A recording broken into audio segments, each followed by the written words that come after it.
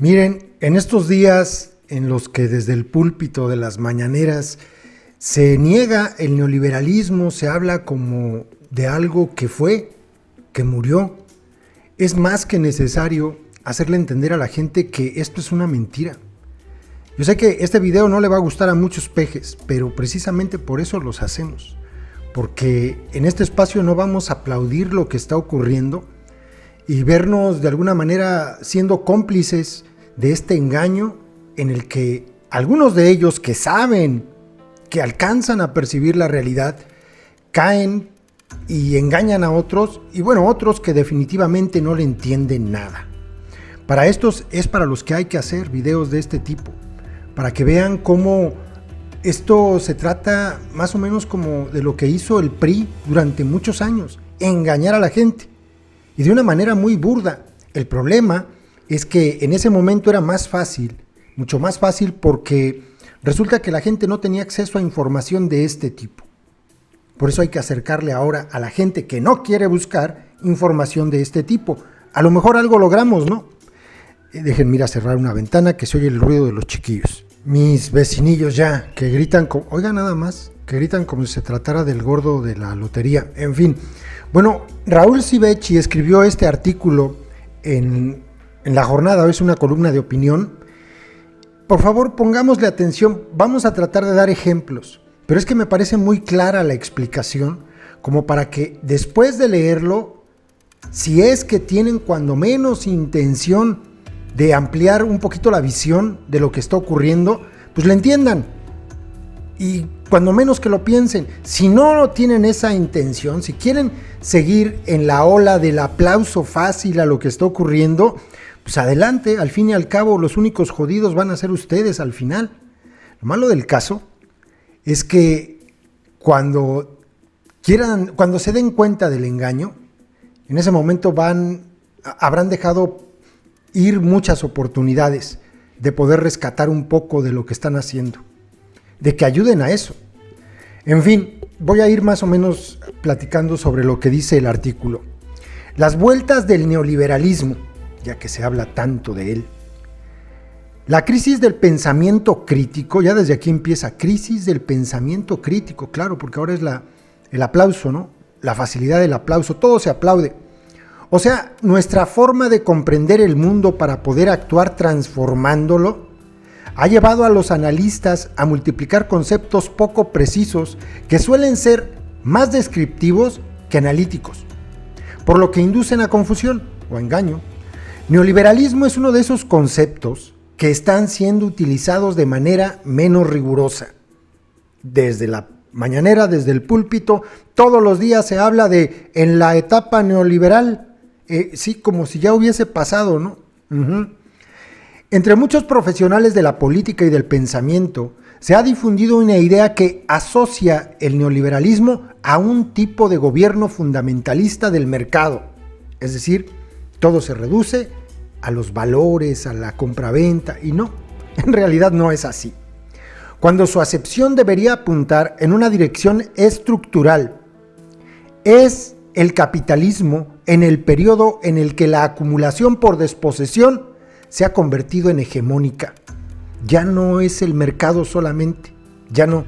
Ahora es la acumulación de riqueza por desposesión, o sea, por despojo.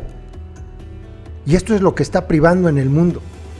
Los que lo están cometiendo son los mismos que en algún tiempo por ahí en la etapa de los 80s, 70s, 80s, algo así, 80s más bien, empezaron con la privatización de lo público, pero pues se acabó de privatizar todo lo que era privatizable o lo que se podía. ¿Qué seguía? Bueno, pues despojar a la gente de lo que le pertenece, sobre todo territorios. Continúo. El geógrafo marxista David Harvey, quien acuñó el concepto de acumulación por desposesión, robo, asocia esta modalidad del capital a las políticas neoliberales promovidas por el Consenso de Washington. Quédense con ese concepto, Consenso de Washington.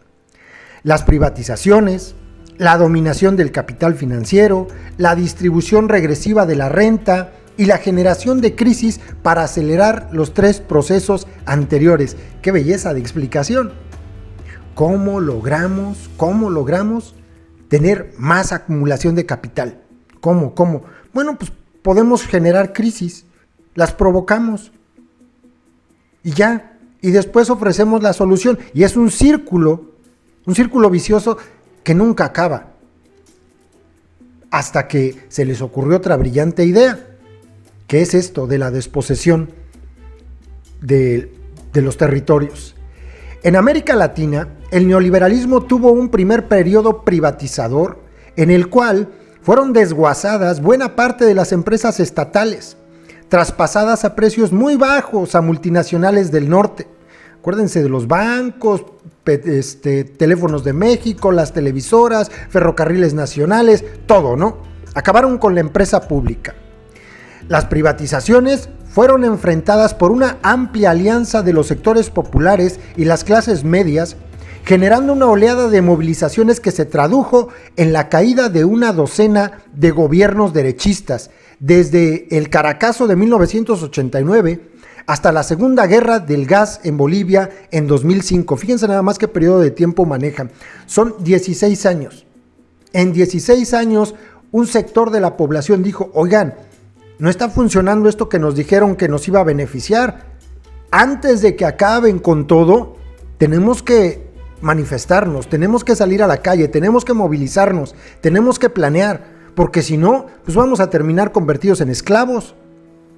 Y entonces, los que mandan, los que tienen los billetes dijeron, ah caray, no, es que tampoco podemos enfrentarlos así tan abiertamente, hay más estrategias. Hoy, por cierto, al rato voy a subir un video, Carlos Beristain hace un análisis tan fregón de cómo es producto de este malévolo sistema, de la gente que está detrás de todo esto, lo que está ocurriendo en nuestro país. Al rato estén atentos de ese video, que es una entrevista, está buenísimo, de verdad. Bueno, continúo. Deslegitimadas las privatizaciones y las dirigencias políticas que las promovieron, el neoliberalismo trasladó el núcleo de la acumulación por despojo a otros terrenos que ahora llamamos extractivismo. 2 puntos, agronegocios, ¿les suena sembremos árboles allá en el sureste? Minería a cielo abierto, que creo que no hace falta explicar, nada más recordar que en campaña López Obrador decía que las mineras pues, se pasaban de lanza, y ya cuando presentó su plan de gobierno dijo, pues nomás que le paguen más a los mineros, que ya no contaminen tanto. Fue más o menos como decirle al lobo, oye, no te comas todas las borregas, nomás cómete una. Es igual. Y el lobo, sí, claro, dijo, sí, cómo no, no te preocupes, exactamente igual.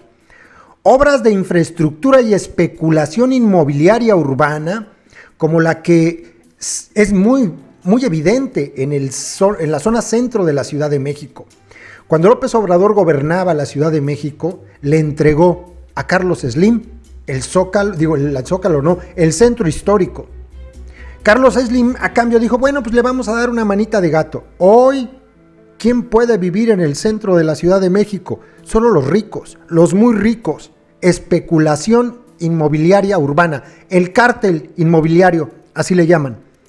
Estamos ante lo que la socióloga Maristela Svampa denominó consenso de las commodities, aunque suele optar por una definición desde abajo que la nombra como Cuarta Guerra Mundial, en la que ni siquiera se disparan, más bien en la que, no, se disparan, claro que sí, más bien en la que ni siquiera se declara una guerra. Esta se da de diferentes formas, a veces por la vía legal, y entonces vemos que llegan con su orden de desalojo. Órale, ¿por qué? Oiga, tengo aquí 80 años viviendo, mi abuelo, mi papá, aquí, vámonos, ya vendieron el edificio, lléguele. ¿Que no quieres? Bueno, tenemos otras opciones, y les mandan a los que amedrentan. Después, si no quieres, les mandan a los que matan. Y no solamente en la Ciudad de México. Así está ocurriendo en muchos lugares del país. Un ejemplo, Ciudad Mier. Es un ejemplo claro de lo que pasa.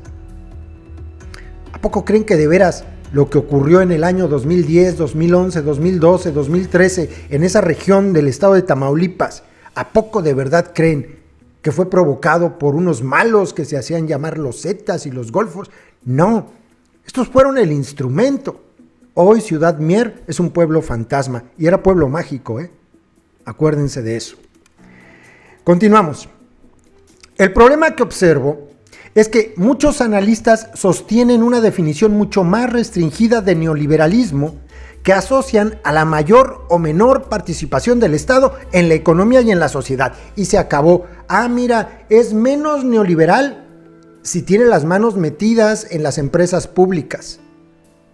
Es más neoliberal si las empresas públicas las vende, las privatiza, pero no se queda solamente ahí. De ese modo suele sostener que cuando asume un gobierno estatista, real o discursivo, ya estaríamos en un periodo post-neoliberal. Qué fácil, ¿no? Un gobierno estatista. López Obrador se quedaría a la mitad, ¿no? Porque tampoco está haciendo lo que hizo Lázaro Cárdenas, expropiar. No, él dice, ya lo que queda, las migajitas que quedan, esas empresitas enclenques como CFE, ya no la vamos a vender. Lo que queda de Pemex lo vamos a fortalecer. Aunque se haya entregado la otra parte de Pemex, aunque se haya desmantelado la Comisión de Luz y Fuerza, ¿no? Luz y Fuerza del Centro. Aunque se hayan entregado los ferrocarriles, se acabó el ferrocarril de pasajeros en México, aunque todo eso, dice López Obrador, está bien, ya madrearon, ya madrearon el país, ya no lo vamos a permitir, y a partir de ahora, todo lo que ocurrió, aunque haya sido ilegal, aunque haya sido con los burdos métodos de la violencia, del propio despojo, del engaño, haya sido como haya sido, dijera el enano genocida,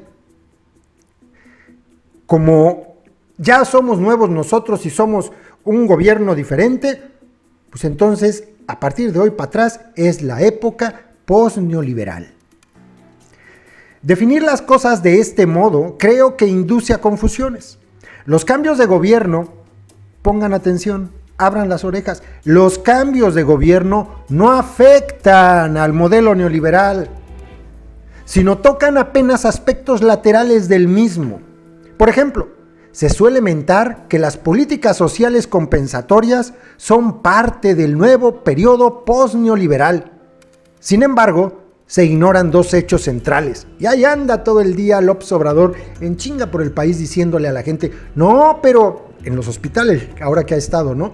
No, pero antes, los de antes, imagínense, se hacían hasta cirugías, eso ya no lo vamos a permitir. Ahora les entregamos su beca a los estudiantes, su pensión a los viejitos, ya la duplicamos, 3,600 pesos mensuales. Y toda la gente diciendo, sí es cierto, antes no hacían eso. Ya no, sí, ya se acabó el neoliberalismo.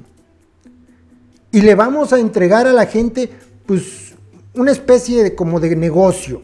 Ellos ponen el terreno, les damos además un billete, ellos trabajan y nosotros sembramos, o más bien, y siembran lo que nosotros les podamos, les ordenemos, pues, al estilo Alfonso Romo, que es lo que están haciendo en el sureste del país.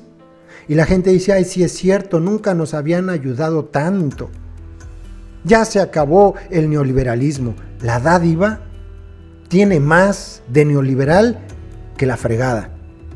Las becas, las pensiones, utilizadas de esta forma, Yo no estoy diciendo que no sea bueno becar a los estudiantes, pero ¿con qué objetivo? Ese es el punto, ¿no? Yo no estoy diciendo que no se aumente la pensión a los adultos mayores. Está bien, pero ¿cuál es el objetivo? ¿Qué hay detrás de todo esto? Es perverso. Es perverso, es verdaderamente perverso.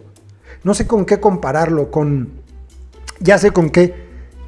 Hagan de cuenta que ustedes compran un litro de tiner. Pues el tiner por sí solo no es malo. Además, ustedes lo compraron porque quieren echarle a una lata de pintura de aceite para rebajarla un poquito porque van a pintar las ventanas. Pues eso no es malo, ¿no? Esas serían las pensiones. Esas serían las becas. Pues son buenas, ¿no? Está bien. El problema es que lo dejan destapado y llega un chiquillo y le da un trago porque se les ocurrió ponerlo en una botella de Coca-Cola. Es exactamente lo mismo. No son malas las pensiones, no son malas las becas. El problema es para qué se usan, el modo en que se usan. Ese es el punto. Déjenme, le pongo pausa. Perdón, pero es que esos chiquillos allá afuera parecen coyotes. Bueno, vamos a la segunda parte de la columna. Continuamos, dice.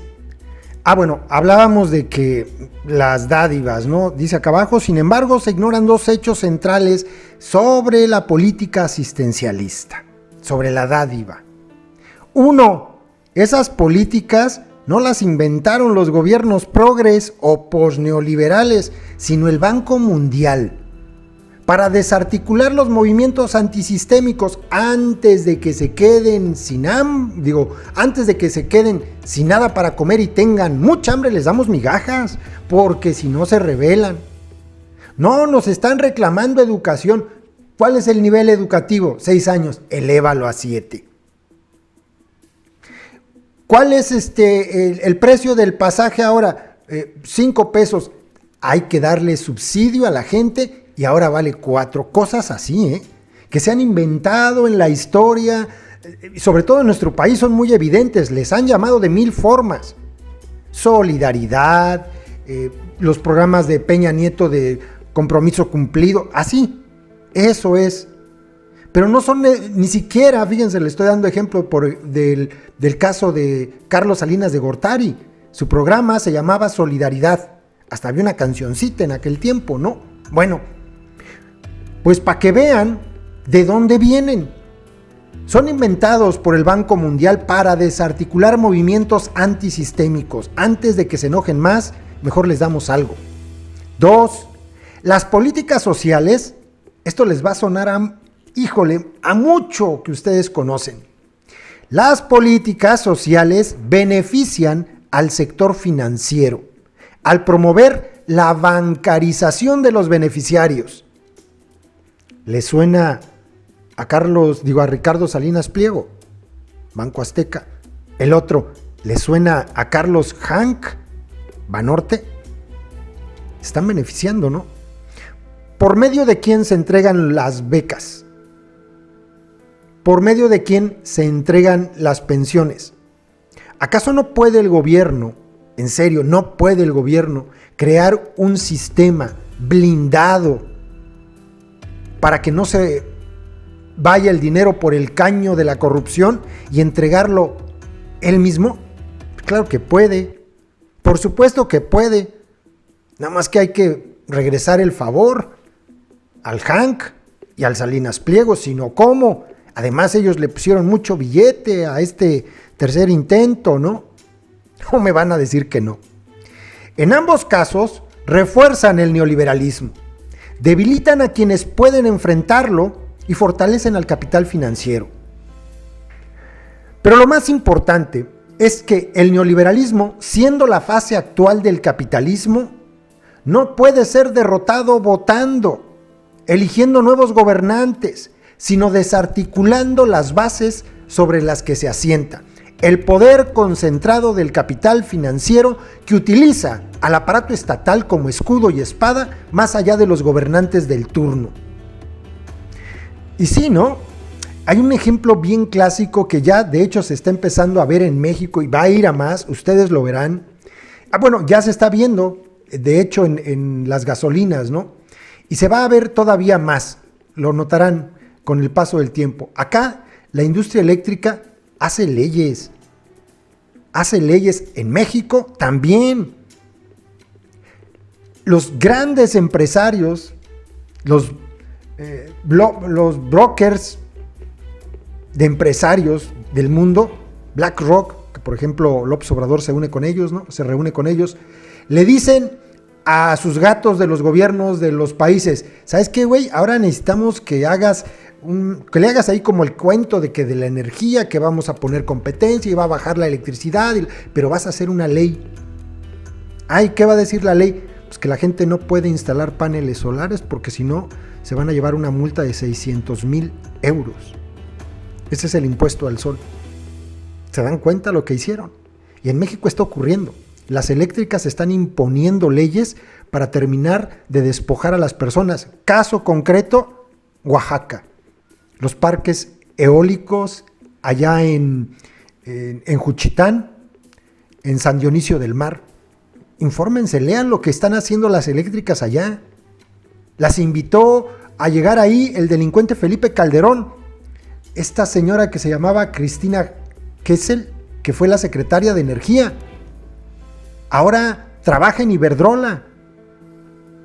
Es tan burdo lo que hacen, pero bueno, ellos son los que dictan las leyes, ¿no? Ellos.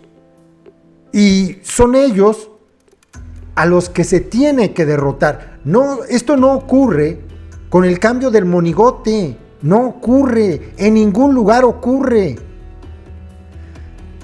Continuamos. Sostengo que salir del neoliberalismo implica una crisis fenomenal. Sí, no va a ser fácil.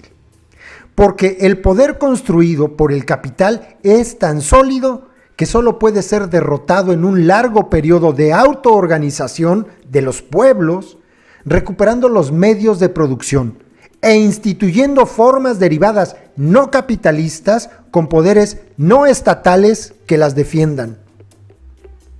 Es muy importante esto. Y aquí entran muchos pejes, los habrán leído, pero pues es que nomás dices y no propones nada. ¿Qué propones? Así le hacen, ¿no? Los pejes, ya ven que todos hablan así. Pues miren, en el año 2016, después de un periodo largo de estar pues picando piedra y diciéndole a la gente, miren los procesos de autoorganización que hay en las comunidades de los pueblos originarios están funcionando, miren, los municipios más seguros del país son precisamente estos. ¿Y qué es lo que está pasando allí? Preguntarían algunos pejes. Pues resulta que ahí mandaron a la chingada a los partidos, para empezar. Recuperaron los medios de producción, recuperaron la seguridad pública y en el 2016 se presentó ante la ciudadanía una opción para que todo esto que se está haciendo muy bien en muchos pueblos del país, en diferentes estados, se empezara a conocer. No se pretendía siquiera llegar a la grande. Esas ambiciones solamente las tienen tipos como López Obrador, Peña Nieto y todos ellos, Calderón. No, se pretendía llevar esto que se estaba construyendo para que lo vieran los demás, para que se dieran cuenta que funciona y para que empezaran a organizarse según sus modos, según sus geografías, según sus tiempos. Pero eso era el inicio. ¿Y qué hicieron? A los que dicen que no proponemos nada, ¿qué hicieron ustedes?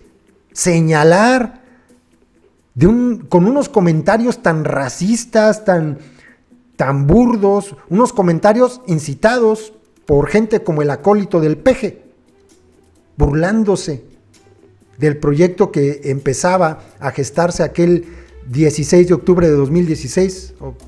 Sí, el 16 de octubre salió el comunicado. ¡Qué bueno que nuestros hermanos zapatistas por fin! ¡Gato madre!